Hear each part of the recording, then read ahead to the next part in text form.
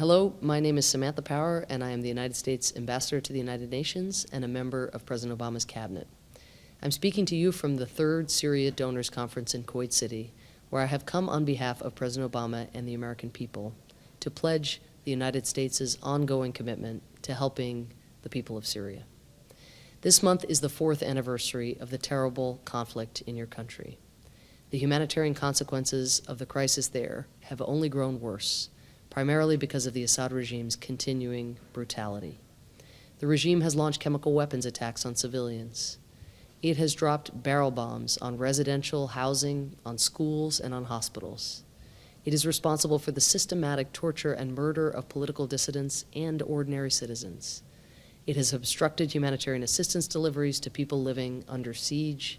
All of this violence against you, the Syrian people, has resulted in the worst humanitarian crisis the world has seen in a generation and one of the worst of all time.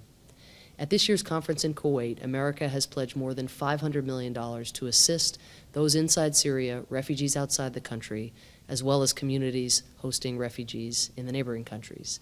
This new pledge brings our total humanitarian contribution to nearly $3.7 billion, more than any other single donor. And our pledge comes in addition to the direct assistance we are providing the moderate opposition who continue to defend the Syrian people against the regime as well as against Daesh's terrorist attacks. But I know, and President Obama knows, that no amount of assistance can end the fighting in Syria.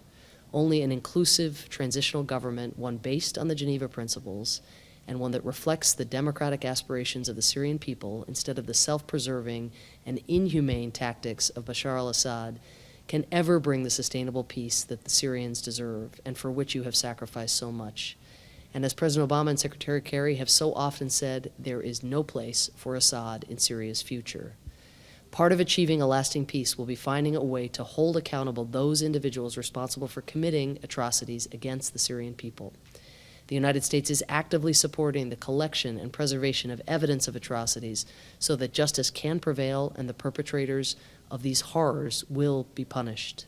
The conflict in Syria can only be resolved through a political solution, and I want you to know that America will never give up on working with the international community to achieve one. As we seek a political solution, America will continue to lead the international community in providing the food, water, shelter, and medical assistance that you, the Syrian people, desperately need. And I want you to know that at the United Nations, where American efforts on the Security Council to seek justice for the Syrian people have been blocked by Russia and China, I will keep telling your stories and echoing your voices until member states change their positions and join us in finding a path toward peace and dignity for all Syrians. Thank you.